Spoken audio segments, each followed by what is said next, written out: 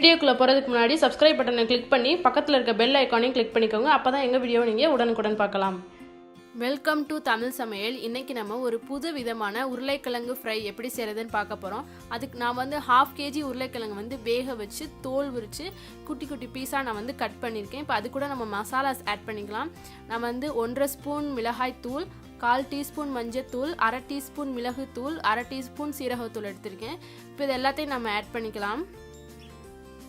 மிளகாய்த்தூள் வந்து உங்கள் காரத்துக்கு ஏற்ப எடுத்துக்கோங்க. இப்போ நம்ம தேவையான அளவு உப்பு சேர்த்துக்கலாம்.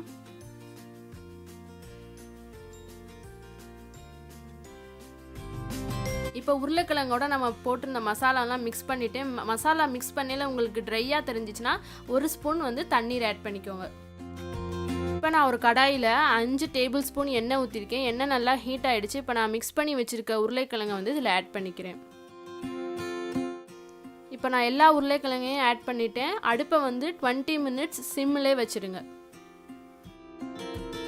இப்போ நான் உருளைக்கிழங்கு போட்டதுக்கப்புறம் நான் வந்து 10 பல் பூண்டை வந்து தோலோடு இடித்து அதை வந்து நான் வந்து ஆட் பண்ணிக்கிறேன். அப்படியே நீங்கள் சிம்மில் வந்து 20 மினிட்ஸ் இதை வச்சுருங்க.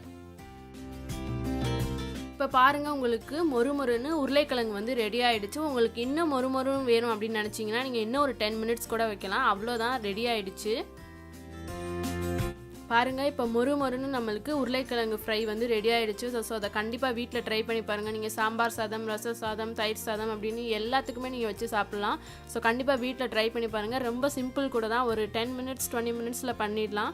ஸோ கண்டிப்பாக வீட்டில் ட்ரை பண்ணி பாருங்கள். பிடிச்சிருந்தா எங்கள் சேனலை லைக், ஷேர், கமெண்ட் பண்ணுங்கள். மறந்துடாமல் சப்ஸ்கிரைப் பண்ணிடுங்க.